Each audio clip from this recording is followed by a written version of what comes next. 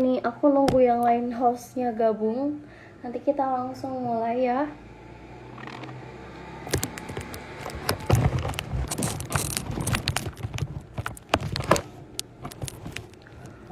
Oke, karena udah gabung semua nih, aku langsung mulai aja. Halo, assalamualaikum warahmatullahi wabarakatuh.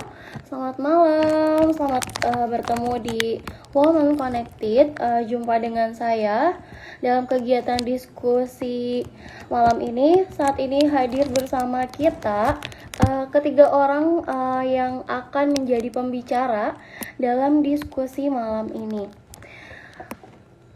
Sebentar ya, kita coba undang dulu nih.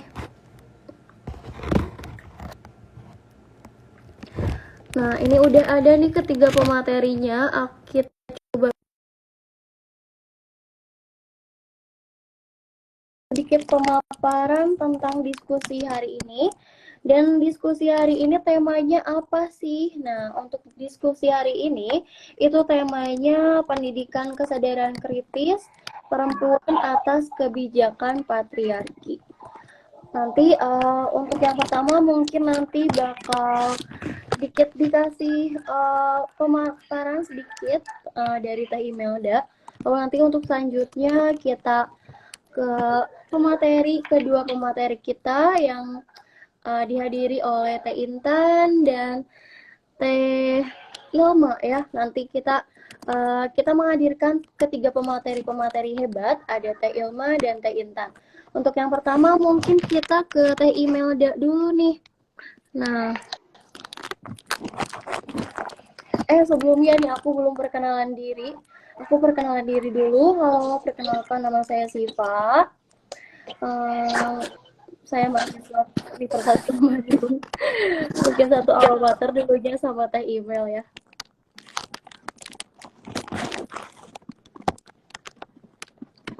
Boleh Teh Email kita sedikit membahas nih materi-materi yang akan kita bahas hari ini.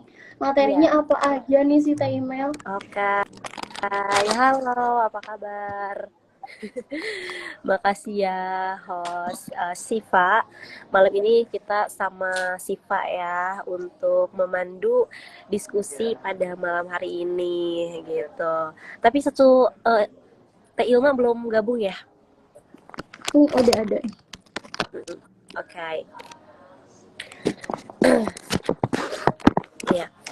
Nah, sambil menunggu teman-teman yang lainnya, sebelumnya halo, ada Teh Ilma sama Teh Intan. Terima kasih sudah bergabung dengan teman-teman World Connected, dan nanti juga ada Teh Siva yang bakalan mengupas tuntas terkait diskusi pada malam hari ini ya, bersama para pemateri-pemateri hebat. Oke, bismillahirrahmanirrahim. Alhamdulillahirrahmanirrahim ya, pada malam minggu yang sangat cerah ini gitu kan. Dan tentunya juga sangat memberikan energi positif. Bisa diskusi langsung di live Instagram Women Connected. Aku ucapkan terima kasih banyak kepada para pemateri yang hari ini juga ikut diskusi dan gabung bersama ya. Ada Teh Ilma sama Teh Intan. Terima kasih sudah menyempatkan waktunya untuk berdiskusi bersama teman-teman dan memberikan pandangan, highlight, termasuk juga pengetahuan terkait gerakan perempuan. Dan diskusi kali ini juga kita akan ngebahas terkait perempuan dan patriarki. Nanti sama Teh Ilma dan Teh Intan juga akan diulas apa sih kemudian asal-usul penindasan gerakan perempuan, dan bagaimana sih kemudian hari ini gerakan perempuan dan berbagai problematika keperempuanan. Nah, sebelumnya aku mau ini dulu ya terkait Women Connected ini, karena kan memang ini adalah ruang aktualisasi, ruang teman-teman perempuan untuk sama-sama bisa saling menguatkan dan memberikan pandangan, pengetahuan gitu kan, yang begitu sangat banyak sekali ya di kursus perempuan yang tidak akan pernah ada habisnya. Nah, tentu Women with Connect ini kita menjadi ruang pembelajaran, ruang koneksi jaringan untuk teman-teman perempuan agar tetap tumbuh subur bersama gitu tentunya. Nah di ruang Women Connected inilah yang nantinya kita terus menguatkan gerakan teman-teman perempuan, khususnya juga memberikan uh, pengetahuan, edukasi dan lain sebagainya terkait gerakan perempuan yang sangat berkembang sampai saat ini. Nah, sebelum kita memulai terkait diskusi pada malam hari ini, kita tahu betul ya bahwa ternyata kalau kita melihat berbicara terkait perempuan kan memang sangat panjang ya. Kita sudah dilihat dari berbagai sejarah gitu ya, bahkan kalau misalnya kita melihat bahwa asal usul penindasan perempuan itu kan memang udah dimulai saat di zaman primitif ya, yang memang awalnya dulu itu pas zaman barbarisme gitu kan, ataupun misalnya zaman berburu, mereka tidak ada dikotomi antara hierarki gender. Nah saat ini kemudian setelah perjalanan di zaman tersebut gitu kan, kemudian kita beralih kepada zaman pertanian ataupun zaman cocok ditanam. Nah di sanalah yang kemudian adanya asal usul patriarki dimulai, ataupun misalnya bahasanya adalah asal usul kepemilikan, itulah yang kemudian dimulainya gitu kan. Nah nanti kita akan bahas terkait patriarki itu sendiri, karena kalau misalnya kita melihat bahwa gerakan perempuan itu kan memang sangat banyak ya, bahkan juga kita melihat di berbagai waktu sejarahnya gitu kan, ada beberapa kemudian aliran gerakan-gerakan feminis gitu kan, baik itu ada feminis liberal yang kemudian dimana dia menempatkan bahwa perempuannya dimiliki kebebasan gitu kan dalam melakukan ekspresinya, melakukan segala hal, termasuk juga ada feminis radikal yang dimana juga tadi bahwa memposisikan negara itu ya sama antara laki-laki dan perempuan. Bahkan juga ada feminis marxisme yang dimana juga feminis tersebut bahwa memang perempuan itu adalah salah satu aktor kapitalisme, ataupun mereka kemudian dianggap sebagai ya pelengkap komoditas lah ya, ibaratnya kita sama-sama mempercantik diri gitu kan, menjadi ya penjualan kapitalisme pada hari ini. Nah itulah kemudian banyak sekali ya beberapa hal terkait perempuan, termasuk juga kita sendiri ya teman-teman gerakan-gerakan perempuan hari ini gitu kan. Nah nanti akan dikupas tuntas sama Teh Intan dan Teh Ilma terkait ini, dan aku ucapkan sekali lagi terima kasih banyak karena sudah mau bergabung dan berdiskusi dan bahkan juga memberikan highlight kepada teman-teman Women World Connected ini. Semoga kita tetap saling menguatkan ke depannya, dan tentunya juga selalu diberikan support ya sama teman-teman gerakan perempuan, karena tadi PR teman-teman perempuan itu sangat banyak. Jadi maka kemudian kita perlu membangun sisterhood yang teman-teman perempuan sama-sama saling menguatkan dan sama-sama saling support. Itu aja kali ya sementara ya. Nanti bisa dilanjut lagi terkait diskusi pada malam hari ini dikupas tuntas oleh Teh Ilma dan Teh Intan. Terima kasih banyak Teh Sifa. Wallahul muwaffiq ila aqwamit thoriq. Wassalamualaikum warahmatullahi wabarakatuh. Oke. Baik, terima kasih banyak untuk sedikit ulasan mengenai tema hari ini ya, pendidikan kesadaran kritis perempuan. Nah, untuk yang pertama nih, aku mau tanya buat teteh-teteh. Nanti gantian aja sistemnya yang jawabnya satu-satu. Nah, yang pertama nih, aku pengen tanya nih, asal-usul penindasan perempuan itu awalnya apa sih, Teh? Ke Teh siapa dulu deh? Asal-usul penindasan perempuan itu awalnya gimana sih? Nah, buat teteh siapa nih yang mau jawab? Kita teh ke teh Intan dulu deh. Aku nyimak, halo. aku nyimak di luar ya. Aku live ya. Oke, dah. Oke. Apakah bisa terdengar, Dek? Iya. Ya seperti kuis ya, jadi deg-degan gitu. Oke, terima kasih sebelumnya. Merupakan kesempatan yang cukup baik, bisa bergabung, bisa sharing gitu ya dengan teman-teman, khususnya dengan WWC, di mana kemarin dihubungi sama Teh Melda sama Dek Siva juga untuk kemudian malam ini kita bisa ngobrol-ngobrol santai di live IG. Nah, karena kebetulan malam minggu, jadi kita malam mingguannya di sini ya, malam mingguan online jadinya. Biasanya kan malam mingguan ngopi-ngopi di luar gitu, atau dengan teman-teman dan lain-lain. Tapi berhubung karena ini online, kita bisa lebih banyak lagi berkumpul di ruang-ruang ini. Oke, tadi pertanyaannya awal mula adanya patriarki itu ya, atau penindasan perempuan ya? Sebetulnya sih, ya. Iya, betul. Sebetulnya sih awal mulanya itu memang sejak dulu juga sudah ada, di mana selalu ada pengklasifikasian jenis kelamin gitu antara laki-laki dan perempuan, termasuk perannya sudah disiapkan, lalu tanggung jawabnya sudah disiapkan begitu. Tetapi kemudian bagaimana ini bisa menjadi ketidakadilan, karena memang ini berdampak ke depannya. Pengklasifikasian itu berdampak pada perempuan dan laki-laki, di mana secara peran untuk ranah-ranah perempuan atau pengklasifikasian untuk perempuan itu ternyata menghambat atau merugikan gitu. Ini memang cukup sial ya bagi kita, bagi perempuan. Tapi memang adanya pembagian ini yang sudah ditentukan oleh konstruksi masyarakat, ternyata ini memang cukup merugikan bagi perempuan. Sebetulnya sih tidak ada bicara gender atau bicara ketidakadilan, ini tidak hanya dirasakan oleh perempuan, tetapi semua manusia ataupun kelompok-kelompok rentan itu merasakan. Termasuk juga pembagian peran bagi mereka gitu, bukan hanya perempuan saja, bisa jadi anak, bisa jadi disabilitas, atau bisa jadi untuk laki-laki juga. Mungkin itu dulu kali ya untuk pengantarnya, karena memang nanti akan cukup panjang gitu. Baik nih, terima kasih banyak untuk Teh Intan ya.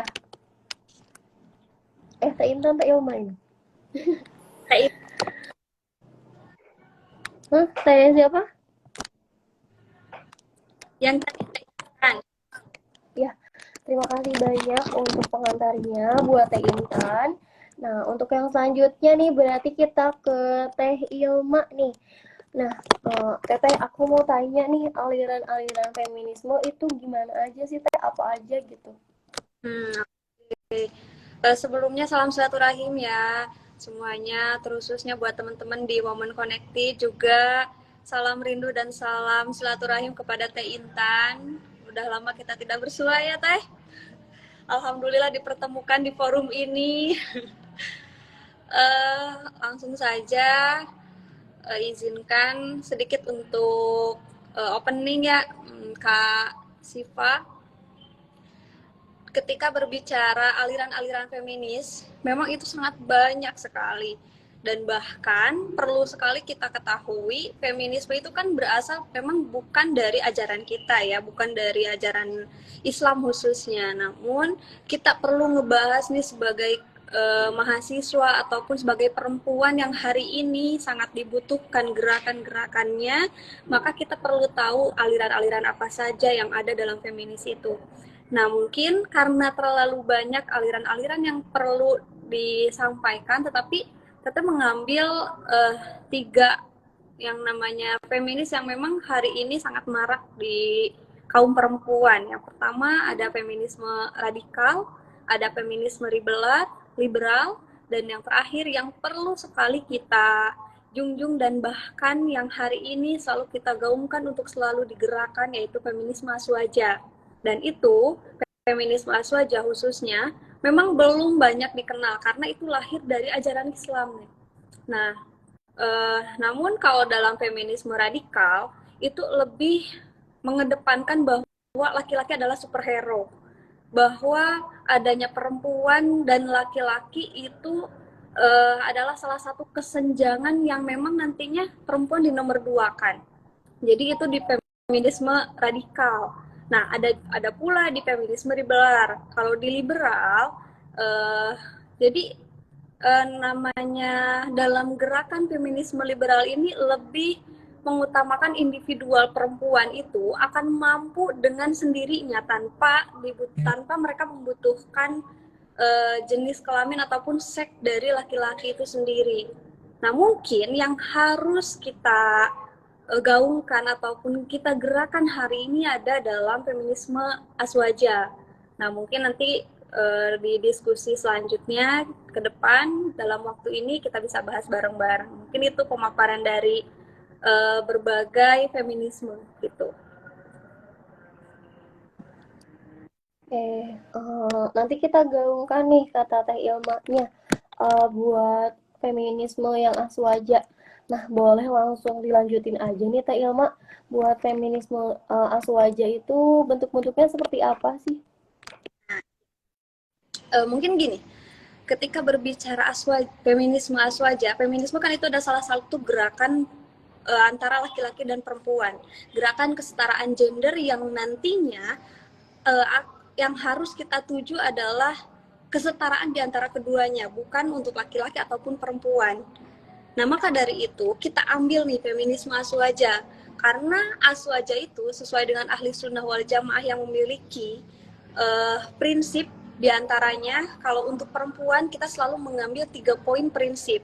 Yang pertama ada al-hurriyah, yang kedua al-adalah, dan yang ketiga adalah al-musawamah, di mana sebagai perempuan aswaja ahli sunnah wal jamaah, kalau ahli sunnah itu kan ahli sunnah berasal dari kata bahwa kita harus mengikuti ajaran-ajaran dari Kanjeng Nabi Muhammad SAW. Dan juga ahli sunnah wal jamaah. Kalau wal jamaahnya itu dalam setiap gerakan kita nggak boleh sendiri. Kita harus selalu bareng-bareng berjamaah, berkumpul, dan nggak boleh pula mengambil keputusan dengan salah satu pihak. Kita harus secara perkumpulan, kita harus banyak bermusyawarah. Kalau mungkin hari ini, inilah salah satu kita wal jamaah itu ya diskusi. Kita berbicara, kita membahas dari setiap permasalahan, apalagi tentang isu-isu keperempuanan. Nah, itulah ahli sunnah wal jamaah. Kemudian masuk ke 3 prinsip yang tadi, ada yang namanya prinsip al-hurriyah.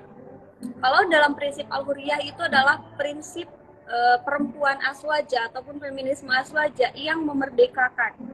Sebagaimana masuk ke tema ini yang kita bahas, yaitu bagaimana cara kita sebagai perempuan, bagaimana cara kita berpikir kritis tentang kebijakan patriarki lah. Mungkin gitu kira-kira. Bagaimana kita berusaha bareng-bareng supaya kebijakan patriarki ini bisa sedikit demi sedikit musnah. Seperti itu. Nah, maka dari itu prinsip al-hurriyah, kita sebagai perempuan harus merdeka. Merdeka di sini banyak sekali sektor. Terutama hari ini perempuan kan ya yang paling susah itu ya, yang sebagai masuk ke kesenjangan patriarki adalah perempuan tidak bisa masuk ke ranah publik. Perempuan tidak bisa masuk ke ranah politik. Apalagi perempuan yang memang selalu mendapatkan double burden ataupun beban ganda itu. Nah, maka dari itu prinsip perempuan kita harus bareng-bareng memerdekakan kepentingannya masing-masing. Perempuan hari ini harus berpikir kritis, perempuan hari ini harus cerdas dan bahkan harus berpendidikan. Nah, untuk yang kedua yaitu adalah prinsip feminisme aswaja. Yang kedua adalah bersifat keadilan. Adil di sini bukan berarti antara laki-laki dan perempuan mendapatkan nilai 50 ditambah 50. Melainkan teman-teman harus teman-teman harus meyakini bahwa sifat adil itu bukan berarti kita harus tetap mendapatkan bagian yang sama. Melainkan al-adalah itu adalah menempatkan sesuatu pada tempatnya.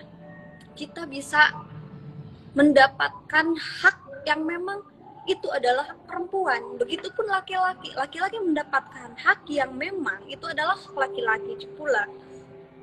Itu mungkin sifat ataupun prinsip feminisme saja yang kedua. Untuk yang ketiga, prinsip yang harus dimiliki oleh feminisme aswaja yaitu al-musawamah.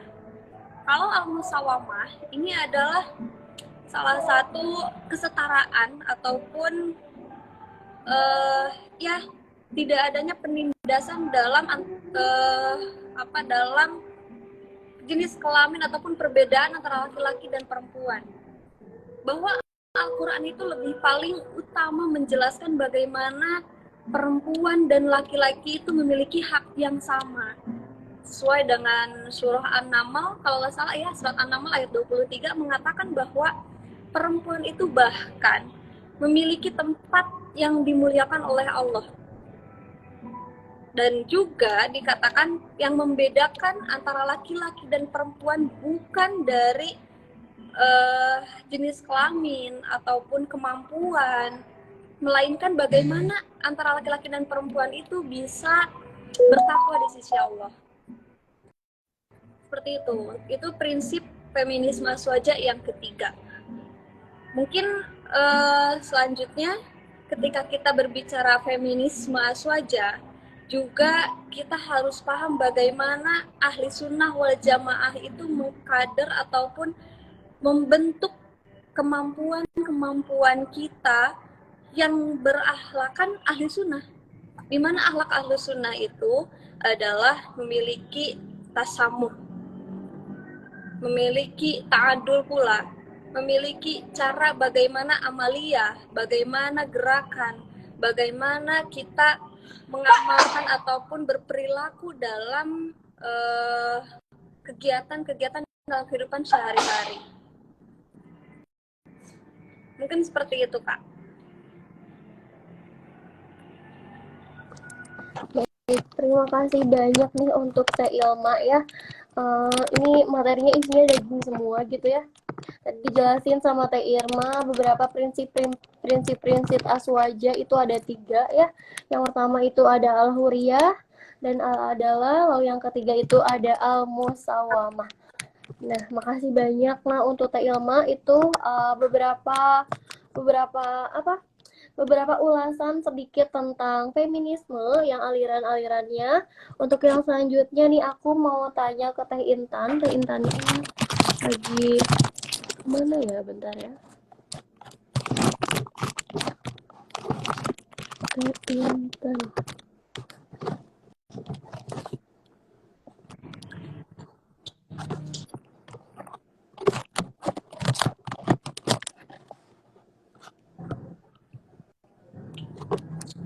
Sebentar ya. Nah, sambil nunggu Teh Intan barangkali dari teman-teman ada yang mau ditanyain dulu ke Teh Ilma terkait pertanyaan yang barusan sudah Teh Irma paparkan gitu. Boleh untuk teman-teman kalau misalnya mau diskusi.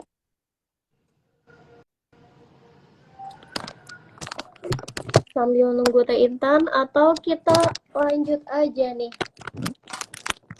Nah, kita coba lanjut aja ya. Kita tanya ke Teh Intan lagi. Nah, gimana sih Teh Ilma ya? Kita tanya lagi ke Teh Ilma, gimana sih Teh Ilma nih untuk posisi perempuan di tengah budaya patriarki ya?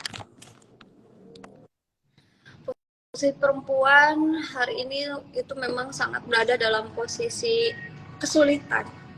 Dan bahkan perempuan dari semenjak lahirnya budaya-budaya patriarki, mungkin itu berapa abad yang lalu, sampai hari ini kesenjangannya masih saja tetap ada 5 yang selalu dibahas oleh kaum-kaum perempuan.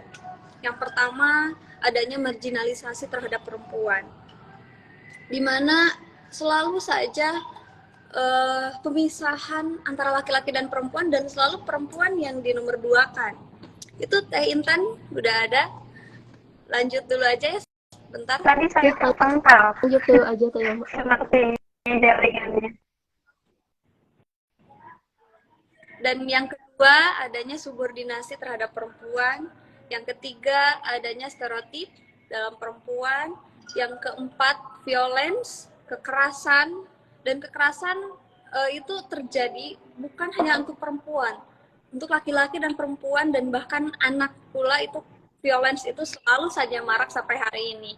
Dan beban ganda. Beban ganda terhadap perempuan, di mana perempuan yang memang hari ini muncul ataupun aktif di publik, aktif di politik, namun mereka juga harus selalu dituntut untuk menyelesaikan dulu domestiknya seperti apa.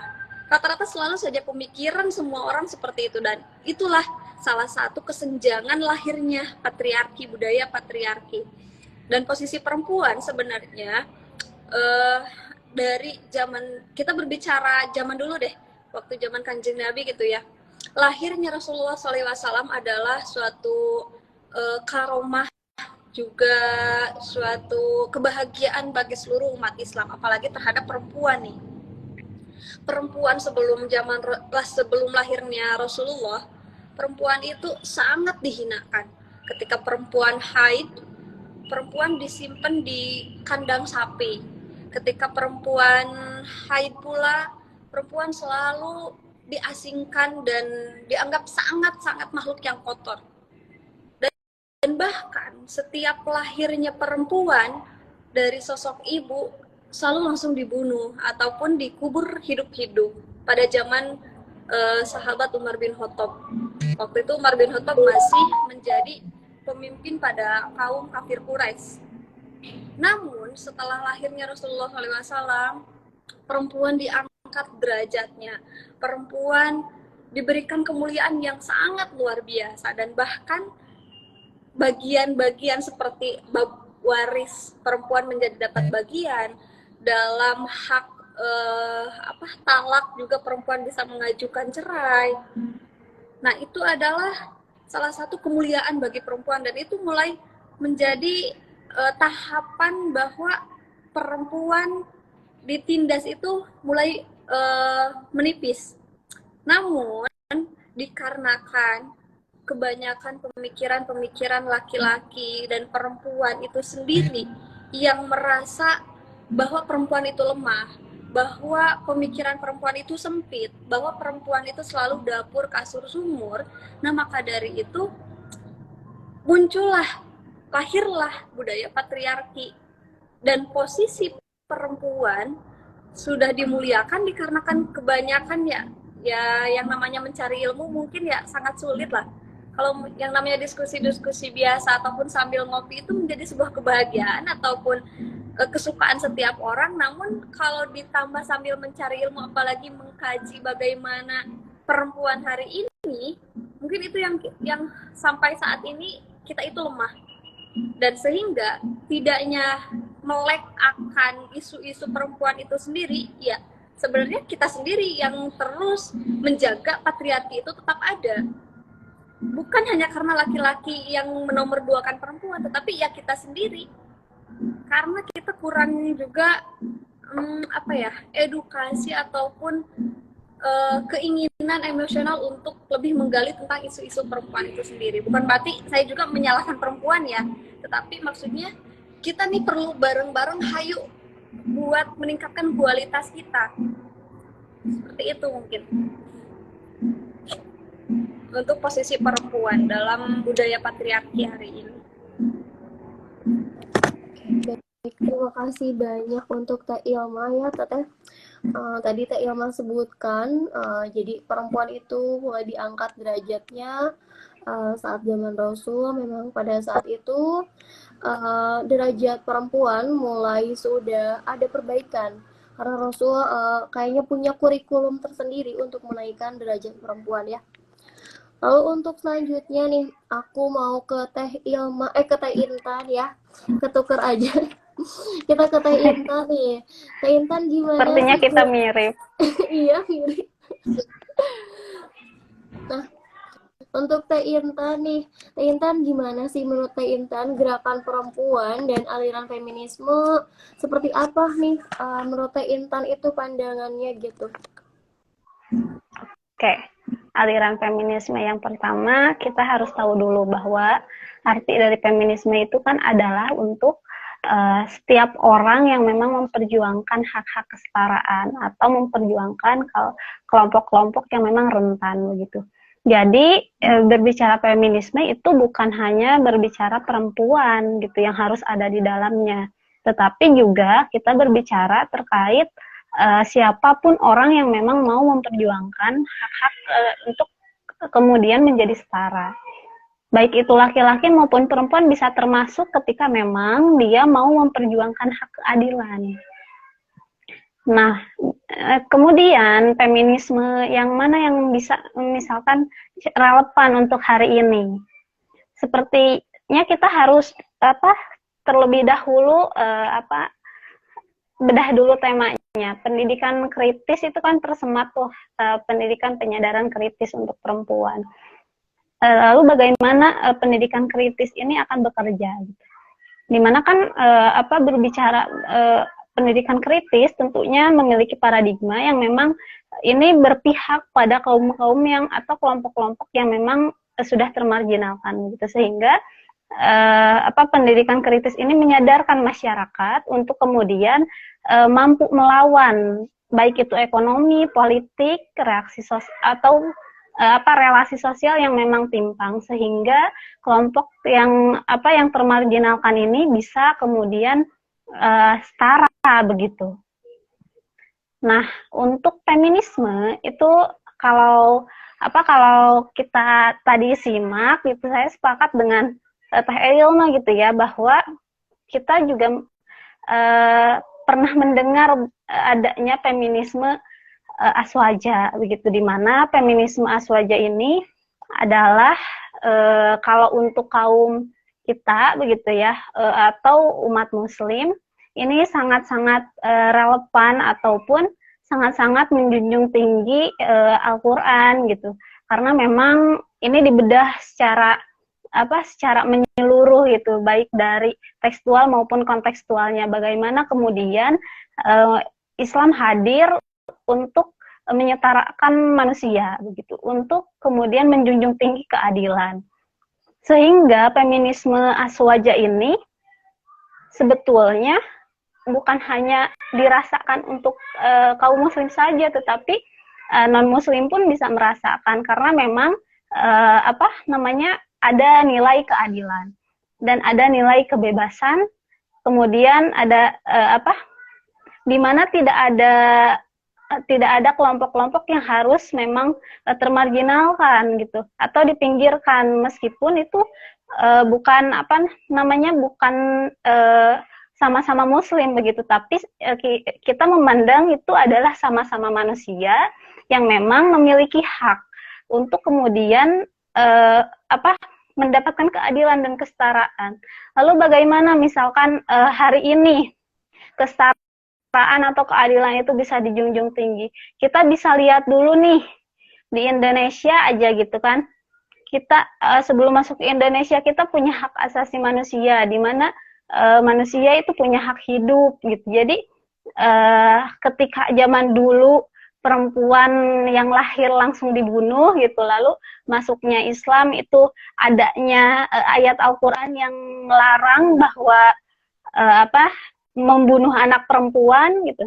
Lalu kemudian masuk ke hak asasi manusia, itu semua manusia memiliki hak hidup, baik perempuan maupun laki-laki, apalagi kelompok rentan. Kemudian memiliki hak keluarga dan menunjukkan melanjutkan keturunan gitu. Nah, sekarang kan lagi kemarin sempat panas ya, di mana child free gitu ya. Jadi memang ini adalah isu hangat nih, bahwa kalau kita mau bicara kesetaraan, di mana setiap orang itu adalah memiliki kontrol untuk diri sendiri. Nah, kemudian bagaimana peran-peran yang sudah ditentukan oleh konstruksi sosial untuk perempuan yang harus mengandung, atau untuk perempuan yang harus terus mereproduksi gitu, untuk kemudian perempuan harus memiliki anak. Ini kan harus dikembalikan lagi pada keinginan kita masing-masing gitu, di mana tubuh perempuan ya harusnya mereka yang memang memiliki kontrol atas dirinya. Sehingga kita harus selesai dulu kalau bicara tentang gendernya dulu gitu, kalau memang mau membedah konstruksi sosialnya. Sehingga kita akan tahu nanti ketimpangan-ketimpangan apa yang ada di masyarakat gitu. Nah, jadi kan sekilas saja ya, bahwa kita itu sering tertukar pengertian antara pemberian dari Tuhan dan memang konstruksi masyarakat. Di mana pemberian dari Tuhan itu secara biologis, tetapi dari fungsi-fungsi biologis itu dikonstruk oleh masyarakat, sehingga ketika fungsi biologisnya tidak berfungsi, itu akan mendapatkan ketidakadilan. Contohnya misalkan fungsi biologis atau fungsi reproduksi saja gitu. Perempuan tidak bisa mengandung gitu. Ini kan akan jadi trigger sendiri untuk kita sebagai manusia gitu, dimana bahwa fungsinya perempuan itu harus mengandung. Ketika tidak bisa mengandung, maka ini akan dimarginalkan ataupun akan menjadi perbincangan. Selanjutnya, bagaimana misalkan bukan hanya untuk perempuan tapi laki-laki juga kan, ketika memang tidak memungkinkan untuk memiliki anak gitu. Ini kan tidak mungkin harus dipaksakan dengan alasan misalkan kesehatannya tidak memungkinkan begitu. Tapi kan di masyarakat kita mengetahui fungsi-fungsi itu, di mana itu harus selalu berjalan saja gitu. Jadi tidak bisa untuk kalau tidak berjalan berarti ini ada yang salah. Berarti ada yang tidak berjalan. Dan ini akan mengakibatkan marginalisasi pada orang tersebut. Jadi harus digarisbawahi bahwa seks atau pemberian dari Tuhan itu adalah biologis. Tapi secara fungsinya itu dikembalikan lagi ke kontrol manusia itu sendiri. Kepada pemilik tubuh itu sendiri. Jadi jangan sampai kita kita menjadi playing victim gitu, atau kita menjadi saling membenci sama perempuan atas dasar hal-hal yang memang fungsi biologisnya tidak berjalan begitu. Nah, kemudian tadi cukup menarik bahwa memang bicara feminisme, bicara gerakan itu sudah cukup banyak gitu. Di Indonesia sudah cukup banyak, apalagi di dunia sudah cukup banyak. Kita lagi gencar memang untuk mensosialisasikan untuk meminimalisir kasus-kasus KBG atau kekerasan berbasis gender, di mana ini salah satu perjuangan juga, salah satu gerakan juga, atau mungkin bisa dikatakan feminisme gitu. Jadi bukan hanya pandangan-pandangan yang memang feminisme berasal dari orang tertentu, kelompok tertentu, wilayah tertentu. Sepertinya ini tidak relevan kalau memang kita mau mengkaji arti dari feminisme itu sendiri, pengertian dari feminisme itu sendiri, bahwa siapapun bisa menjadi feminisme tanpa melihat jenis kelamin, tanpa melihat keyakinan atau agama, tanpa melihat ras, tanpa melihat suku gitu. Sehingga siapapun yang memang memperjuangkan keadilan dan memperjuangkan kesetaraan, maka dia feminisme. Nah, lalu di mana gap kita hari ini, bahwa memang itu tadi bahwa kita sudah memiliki hak asasi manusia yang mana itu kemudian direalisasikan ataupun kita memiliki kebijakannya gitu untuk hak asasi manusia terkhusus di Indonesia. Kemudian untuk non-diskriminasi kita memiliki ratifikasi CEDAW.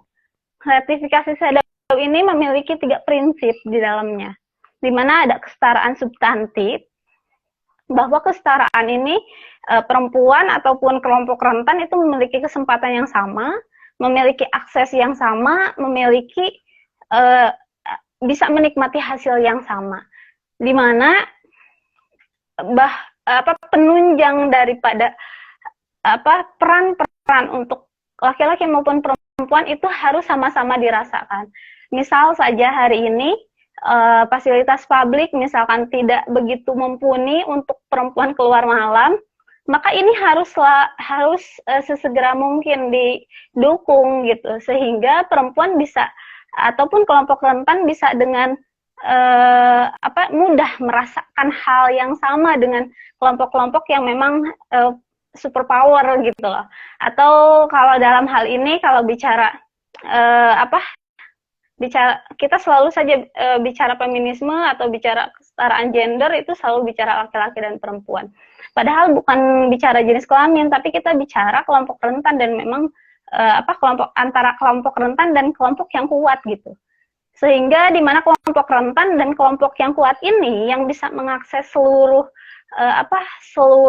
fasilitas publik dengan nyaman itu harus dirasakan juga oleh kelompok rentan, kira-kira begitu. Sehingga kita harus mengkaji nih, kenapa misalkan hari ini kelompok rentan atau kebetulan dirasakan oleh perempuan, kenapa tidak bisa keluar rumah malam-malam? Padahal misalkan ada pekerjaan di malam hari ataupun ada kegiatan di malam hari, tetapi bentuk diskriminasinya bukanlah hanya dari budaya, tetapi diancam juga dengan keselamatan. Sehingga ini perlu diperhatikan sama-sama bahwa fasilitas publik juga harus bisa diakses kemudian untuk kelompok-kelompok rentan. Jadi fasilitasnya harus mendukung. Misalkan kalau malam hari gelap, maka harus ada penerangan sehingga keselamatannya bisa terjamin. Kemudian berkendara gitu atau dengan menaiki kendaraan umum ini suka terjadi pelecehan, maka harus diatur gitu sedemikian rupa sehingga meminimalisir pelecehan itu, baik dari segi tempat duduknya, baik dari segi fasilitasnya.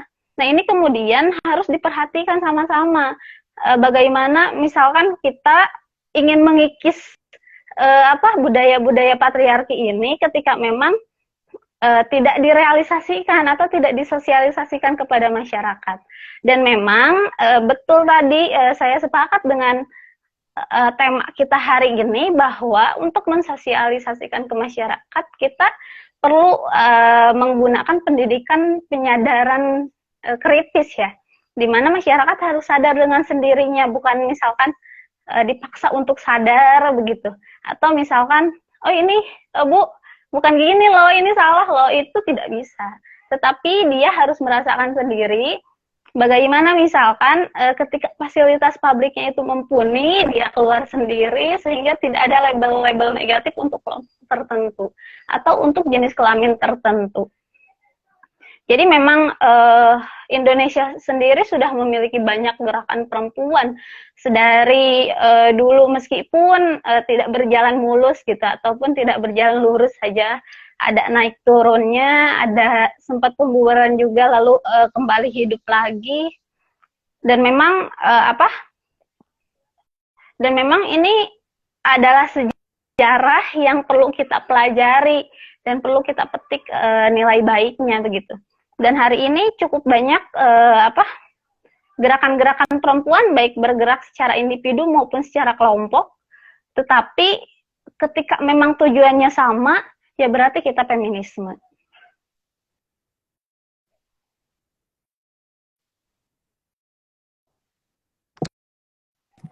Baik, terima kasih banyak nih Teh Intan, ini benar-benar mengupas tuntas gitu ya tentang feminisme, dan tadi sebutin juga sama Teh Intan ternyata feminisme itu tidak dikhususkan bagi perempuan aja, tapi untuk laki-laki juga dan orang-orang yang rentan gitu, memang orang-orang yang rentan dalam sesuatu hal yang dalam kebijakannya itu memang rentan ya.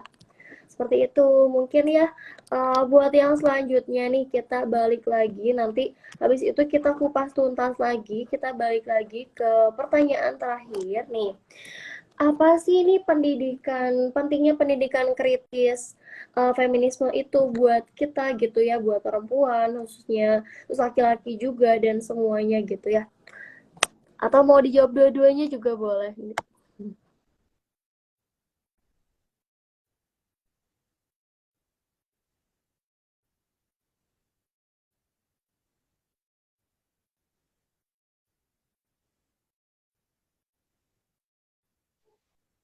Sepertinya di mute semua. Oh iya, Teh Ilma di mute.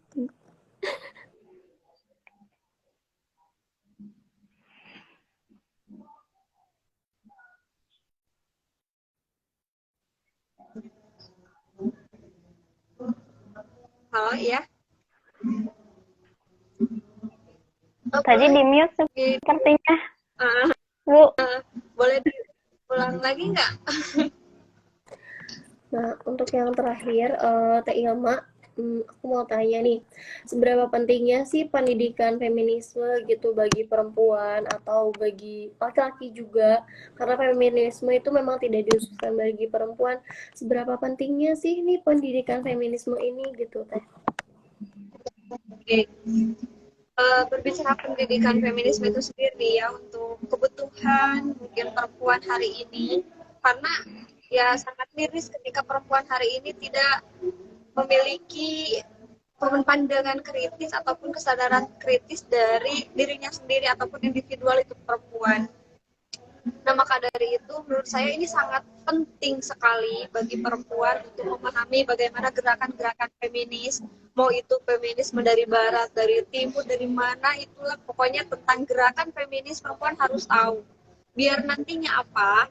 Biar nantinya ke depan kita bisa menyelaraskan ataupun memandang dari setiap gerakan feminis itu mana yang memang nantinya akan menopang kesadaran diri kita, menopang kebebasan kita, dan bahkan kalau bisa nyampe ada yang memang feminisme itu bisa dipahami dan bisa diikuti oleh berbagai kalangan, baik itu laki-laki ataupun perempuan, bukan hanya untuk umat Islam, karena berbicara feminis adalah untuk kita semua, untuk pembangunan negara kita, untuk pembangunan hubungan kita dalam bersosial. Mungkin itu untuk kepentingan, seberapa penting sih perempuan untuk memiliki pendidikan feminisme itu sendiri. Jadi sangat-sangat penting, dan bukan hanya untuk perempuan. Ini bahkan kalau bisa ya laki-laki pun ayo ikut bareng-bareng gitu untuk memecahkan permasalahan yang sangat mengakar dalam pemikiran, dalam ideologi, dan bahkan sebagai setiap stigma laki-laki dan perempuan selalu saja patriarki gitu. Dan maka dari itu ini sangat penting untuk kita terus berpendidikan tentang feminis, apalagi dengan mengadakan, salah satu caranya dengan kita mengadakan forum-forum diskusi, mengadakan edukasi-edukasi dari face to face, ataupun kalau di kampus, di ruang kampus, kalau dalam ruang pekerjaan ya di tempat kerja kita, sedikit demi sedikit kita bareng-bareng mengedukasi, kita bareng-bareng membuktikan bahwa nih bagaimana kita harus bisa menyadari antara laki-laki dan perempuan itu memiliki hak yang sama. Mungkin itu salah satu bentuk pentingnya kita dalam berpendidikan kritis untuk feminisme itu sendiri. Betul, betul banget nih Teh Ilma ya. Untuk berpikir kritis itu tidak hanya bagi perempuan untuk feminisme, tapi juga untuk laki-laki juga, karena kita juga sama-sama memiliki hak dan kewajiban ya.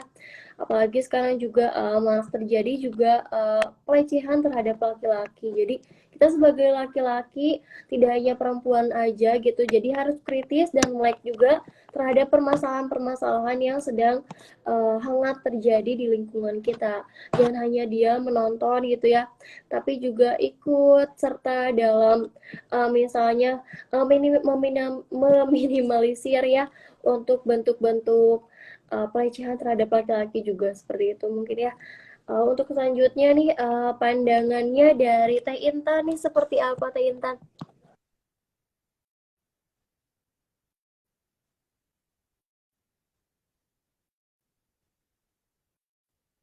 Masih di mute Teh. sekarang gimana? Sudah terdengar ya? Oke. Kalau ditanya penting, penting. Kalau ditanya harus berpendidikan untuk siapa, semuanya harus tahu. Apakah semuanya harus jadi feminisme? Tidak. Tetapi setiap orang, setiap manusia itu harus memiliki pengetahuan dan bisa membedakan antara seks dan gender. Sehingga ketika semua orang, misalkan ketika kita mau belajar apa itu artinya gender, kemudian bagaimana dari gender ini dikonstruksi begitu, kemudian bagaimana seks ini bekerja begitu, atau selanjutnya kemudian bagaimana misalkan orang-orang bisa mengerti gender atau bahkan sampai ketidakadilan gendernya mereka mengerti. Sehingga ketika memang setiap orang sudah memiliki pengetahuan terkait gender, bisa membedakan gender dan seks, maka setiap orang akan memiliki sensitivitas gender. Setelah memiliki sensitivitas gender, maka setiap orang akan memiliki akan menjadi responsif gender, di mana ketika memang terjadi ketidakadilan gender di sekitarnya, maka mereka akan membantu. Dan ketika itu terjadi, maka secara tidak langsung mereka adalah feminisme. Jadi memang terlalu kompleks kalau memang kita bicara ingin ingin menjadikan pendidikan feminisme ini perlu untuk setiap orang, tetapi tidak menyadarkan orang-orang ini bagaimana cara gender bekerja, cara seks bekerja, kemudian bagaimana ketidakadilan gender ini muncul lalu membelenggu. Ini tidak akan menjadi feminisme kalau itunya tidak selesai. Tetapi kalau gendernya sudah selesai, maka setiap orang akan menjadi feminisme. Mungkin itu. Oke, mantap sekali ya, ilmu hari ini tuh benar-benar membuka insight baru gitu buat saya juga pribadi ya. Karena menurut saya juga masih kurang gitu pengetahuan mengenai feminisme. Jadi alhamdulillah bertambah insight saya terhadap feminisme. Nah, sekarang nih mau tanyain closing statement yang terakhir buat teteh berdua gitu ya. Nah, posisi perjuangan perempuan pada hari ini, apakah menurut teteh sudah pada tahap transfer knowledge atau berjuang di level kebijakan yang selalu hanya membahas tentang gender aja nih? Oke, aku langsung jawab aja ya, mumpung belum di-mute. Nggak apa-apa, Kak Ilma. Aman-aman, Teteh. Jadi sebetulnya hari ini yang saya amati begitu ya, bahwa perempuan secara kolektif memperjuangkan keadilan gender ini di setiap bidang. Perempuan yang ada di parlemen atau perempuan yang memiliki atau berkecimpung di wilayah politik, mereka memperjuangkan melalui kebijakan. Perempuan yang berada di masyarakat, mereka akan mengedukasi. Sehingga ini diharapkan akan mempercepat indeks keadilan gender yang ada di Indonesia, atau ketidaksetaraannya ini akan berkurang begitu. Karena memang secara data kita masih cukup tinggi gitu ketidaksetaraannya. Jadi memang untuk gerakan-gerakan hari ini, yaitu tadi kita harus kolaboratif, baik itu mahasiswa, baik itu misalkan profesi, baik itu pemangku kebijakan, baik itu masyarakat sendiri pun, ketika memang sudah sudah sensitif gender atau sudah bahkan di level responsif, maka mereka harus selalu memperjuangkan itu dan mensosialisasikan apa yang mereka ketahui atau pengetahuan mereka kepada masyarakat luas. Dan itu adalah hasil yang memang berbasis realita ya. Sehingga salah satunya itu yang kita lakukan sekarang, bahwa teknologi di zaman modern ini cukup menjangkau seluruh lapisan masyarakat. Kita lakukan diskusi melalui online, sehingga ini bisa dilihat oleh semua orang yang memang hari ini cukup aktif di sosial media. Tetapi di sisi lain harus ada pemberdayaan masyarakat, mengedukasi, mensosialisasikan, dan memberdayakan.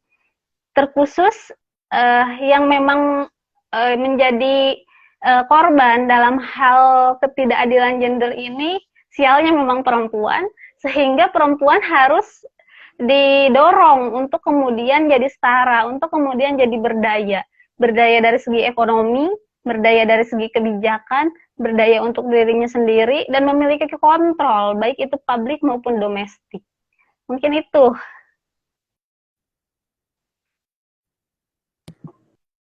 Baik, terima kasih banyak nih Teh Intan.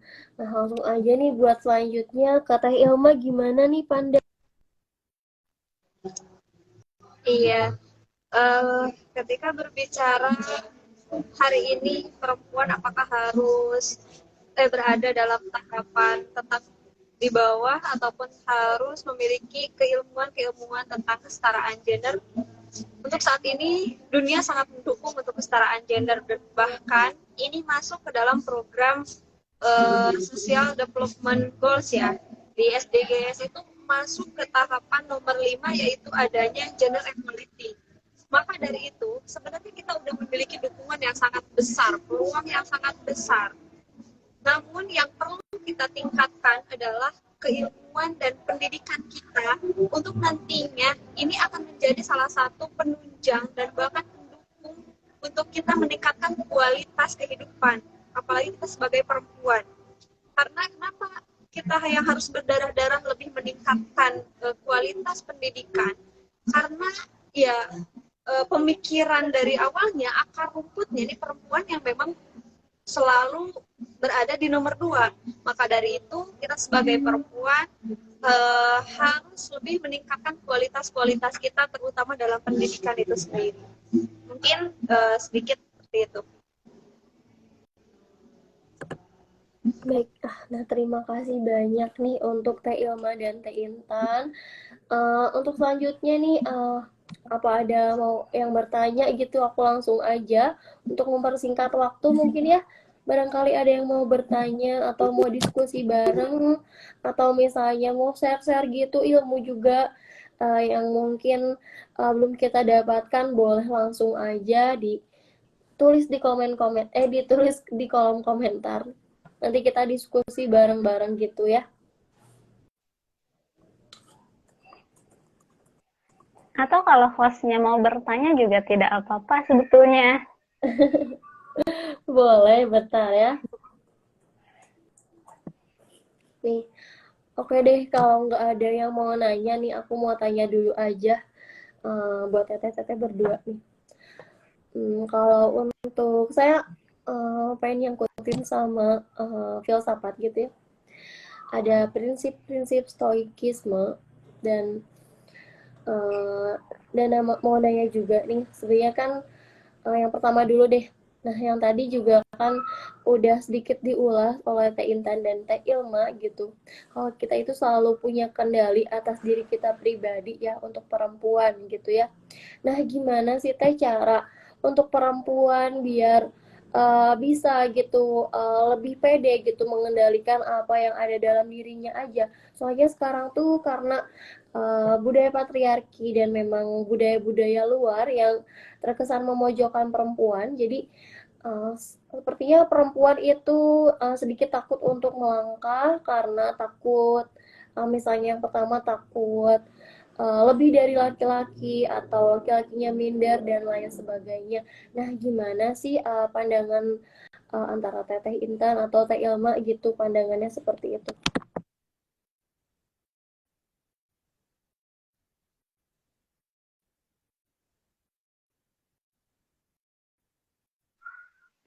Mau siapa dulu nih? Boleh, mau dua-duanya boleh, mau salah satu juga boleh. Mau Teh Ilma dulu? Mangga Teh Intan. Oke, baik. Iya. Rasa tidak percaya diri ya. Jadi memang tidak percaya diri ini banyak sekali yang melatar belakang itu. Terutama dari segi percaya diri. Kita bisa percaya diri kalau memang kita menguasai atau kalau memang kita mumpuni.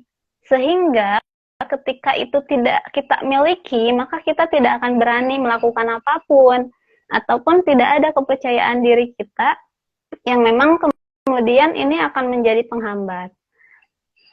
Banyak sekali gitu ya kasus-kasusnya. Contohnya saja dari segi kebijakan bahwa perempuan itu memiliki kuota 30%, tapi ternyata hari ini tidak sampai saat ini belum memenuhi gitu. Lalu apa latar belakangnya misalkan? Karena memang ada penghambat baik itu dari segi sosial, dari segi budaya yang memang menekan, kemudian ini mempengaruhi ke secara individu gitu ya, ke individu masing-masing, maka itu sampai saat ini tidak tercapai. Nah, kemudian ini awalnya dari mana? Kalau dilihat dari kebijakan tersebut bahwa perempuan memiliki kuota 30%, ini bisa masuk ke diskriminasi tidak langsung, di mana kebijakan negara ini sudah cukup menunjang atau sudah cukup setara, tetapi secara budaya ini belum, ataupun secara budaya ini belum support terhadap kebijakan tersebut, karena memang masih melekat gitu, perempuan harus di rumah gitu, lalu perempuan kalau keluar juga terbatas gitu, ataupun pendidikan hanya untuk orang-orang tertentu gitu. Jadi tidak semua orang bisa merasakan itu, sehingga ketika memang kebijakannya sudah setara ataupun sudah mendukung, tetapi kita masih terbentur dengan keadaan budaya kita saat ini. Lalu bagaimana misalkan untuk menunjang itu, untuk kemudian perempuan mampu berperan secara publik, maka ini harus disupport. Baik itu misalkan hari ini perempuan, yaitu tadi perempuan harus berdaya, ataupun kelompok-kelompok rentan, baik itu laki-laki maupun perempuan, mereka harus berdaya dulu. Mereka harus memiliki pengetahuan dulu. Sehingga ketika memang mereka mengakses ranah publik, ataupun mulai speak up, mereka tidak ada kecanggungan gitu, ataupun tidak percaya diri, itu tidak ada. Karena memang pada dasarnya kita tidak percaya diri karena memang tidak tahu saja, ataupun kita tidak percaya diri karena itu bukan tempat kita. Kita merasanya kan seperti itu. Kalau memang kita misalkan pengetahuannya sudah mumpuni misal, ataupun kita sudah memiliki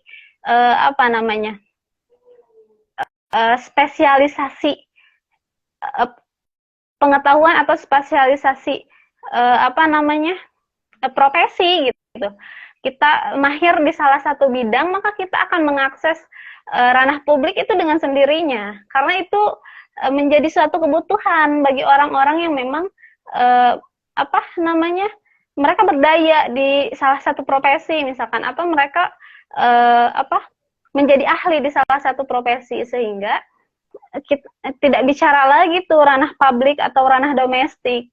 Itu dilakukan bersama saja pada akhirnya. Tetapi kan hari ini indeks ataupun dari data itu perempuan sudah bisa mengakses pendidikan, bahkan lulusan sarjana pun sekarang bisa mungkin saja lebih banyak perempuan atau sama imbang gitu dengan laki-laki itu. Tapi ketika pendidikan ini diakses oleh perempuan ataupun sama misalkan pengaksesannya dengan laki-laki, dalam artian jumlahnya setara atau sama, jumlahnya sama begitu, tetapi perempuan yang di ranah publik itu tetap sedikit. Berarti ini masih ada gap. Ada apa? Apakah misalkan sosialisasinya terkait kemandirian ekonominya untuk perempuan ini masih kurang, atau seperti apa?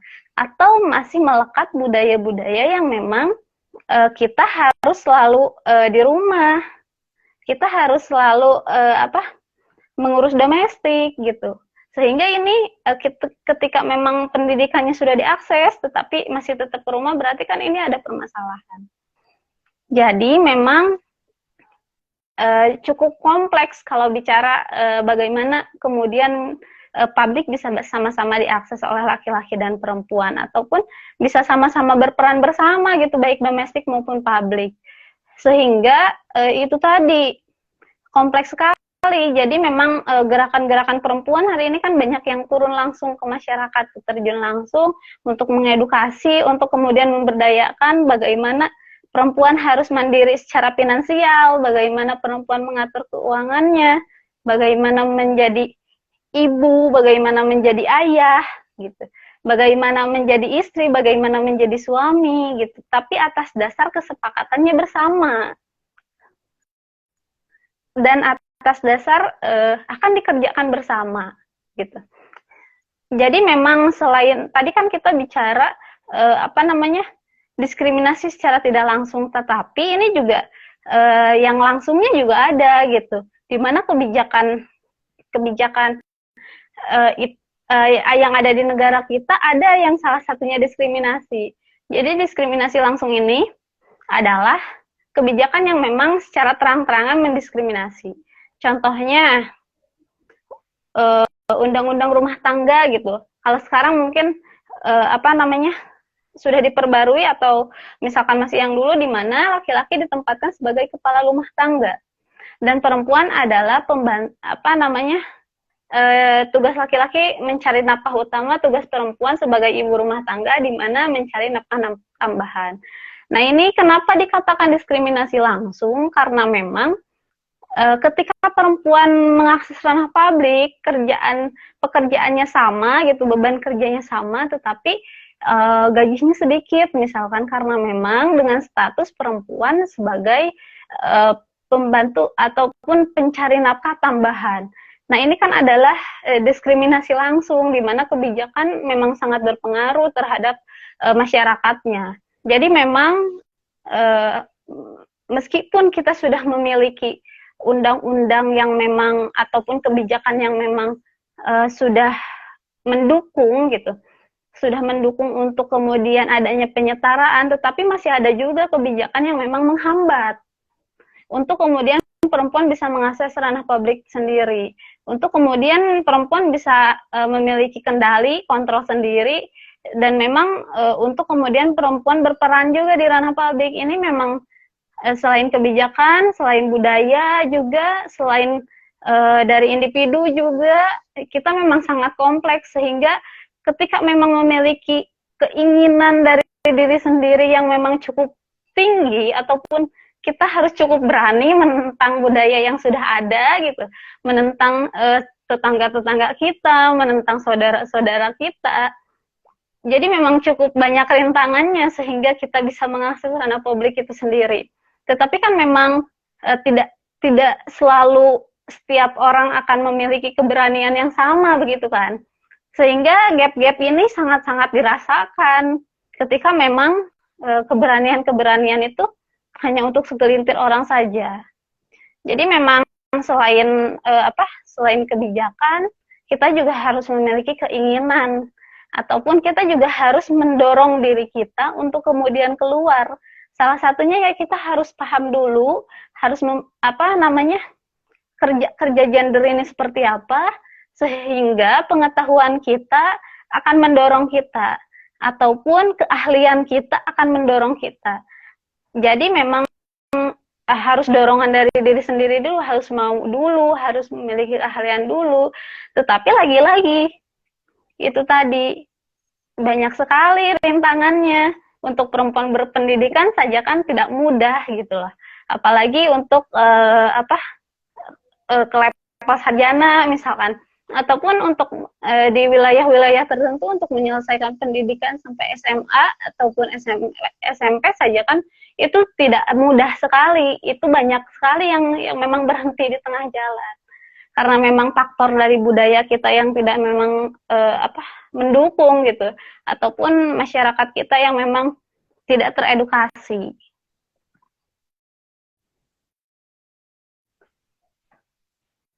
Oke, baik nih, makasih banyak nih buat Teh Intan.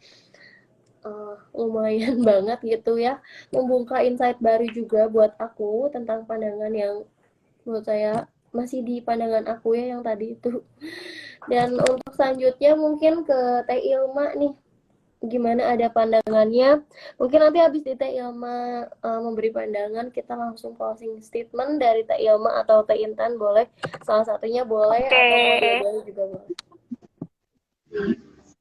Sedikit itu untuk berbicara tadi kata Teh Intan, saya juga setuju banget untuk teknik di lapangan memang seperti itu, dan realitanya emang saat ini kita sebagai perempuan harus mempertimbangkan pula bagaimana cara berpendidikan, karena untuk mendapatkan level di S1 aja itu sangat sulit untuk di daerah-daerah tertentu.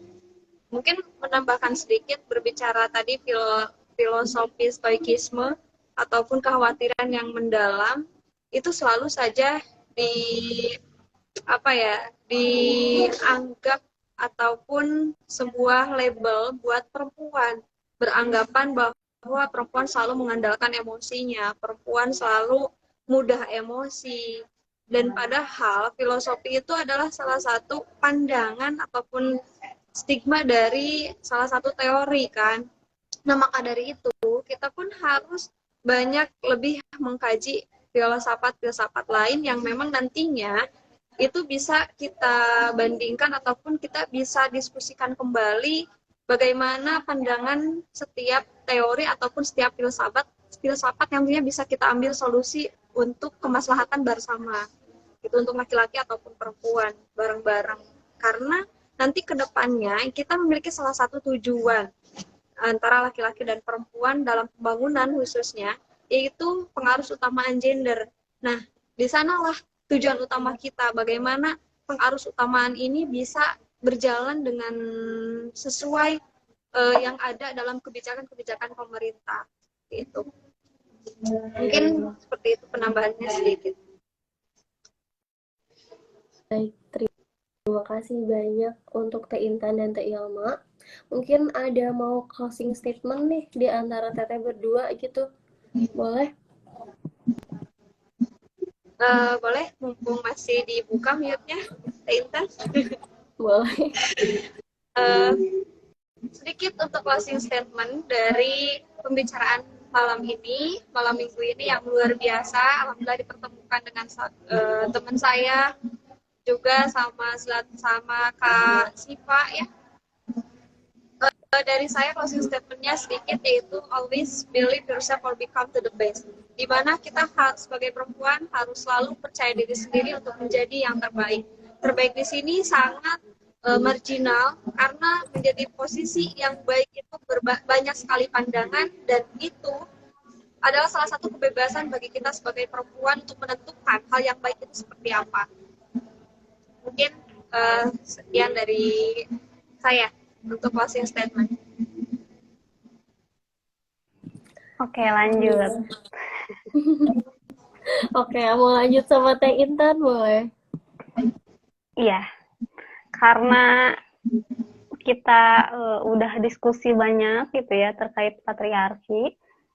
Untuk closing statement kayaknya sedikit memberikan pandangan saya begitu, bahwa peran perempuan ataupun pengklasifikasian peran antara perempuan dan laki-laki itu dibuat oleh manusia sehingga tidak bersifat mutlak dan sangat bisa dirubah sesuai dengan kontekstualnya, dengan kondisinya, dengan zamannya.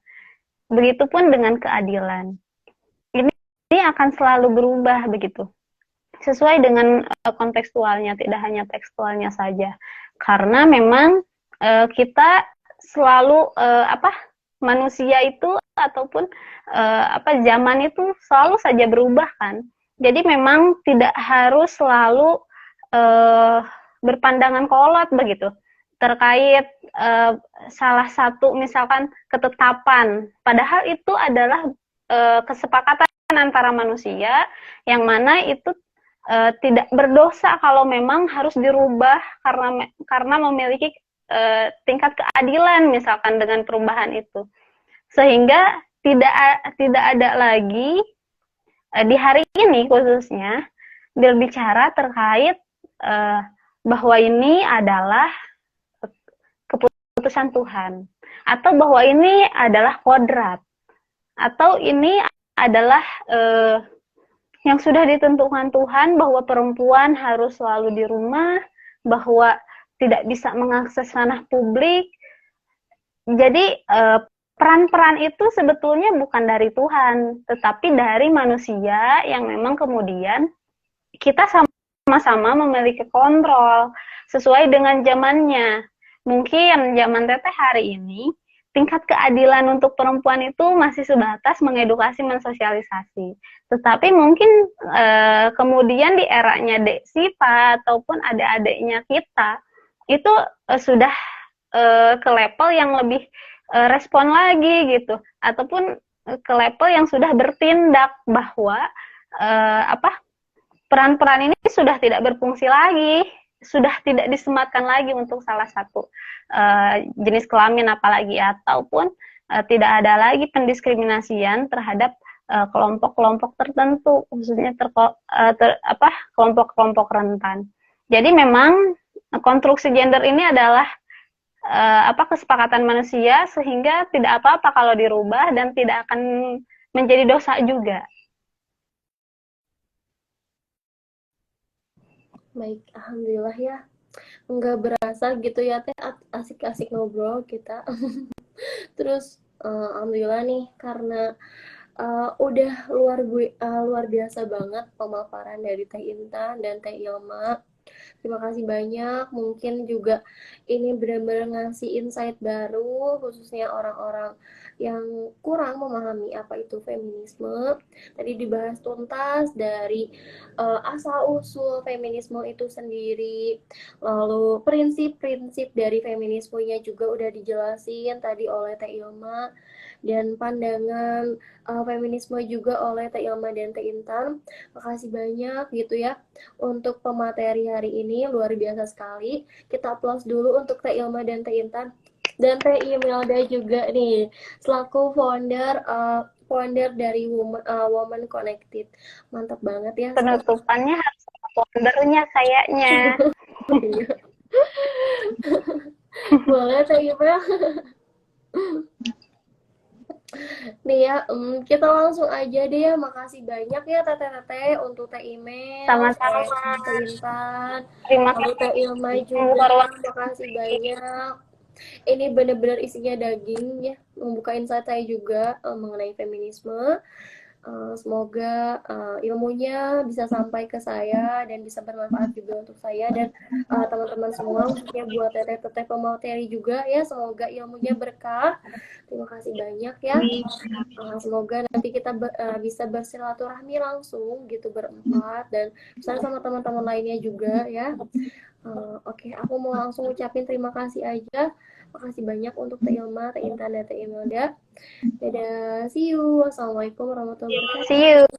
Waalaikumsalam. Terima kasih juga sudah mengundang. Ya, makasih banyak. Aku close ya. Kita ada foto bersama dulu. Gimana Teh? Kayak screen dulu deh. Oh, boleh. Iya. Soalnya udah lama gak ketemu Teh Ilma. Boleh kita screenshot gitu? Ya. Kita gaya dulu. Gimana gayanya? Bebas. Bebas satu. Oh, gini. Oke, 1, 2, 3. Oke, makasih banyak Tete ya. Semoga kita bisa ketemu langsung, berbagi ilmu secara langsung. Aku langsung close aja. Assalamualaikum warahmatullahi wabarakatuh. Waalaikumsalam. Bye-bye. Bye-bye.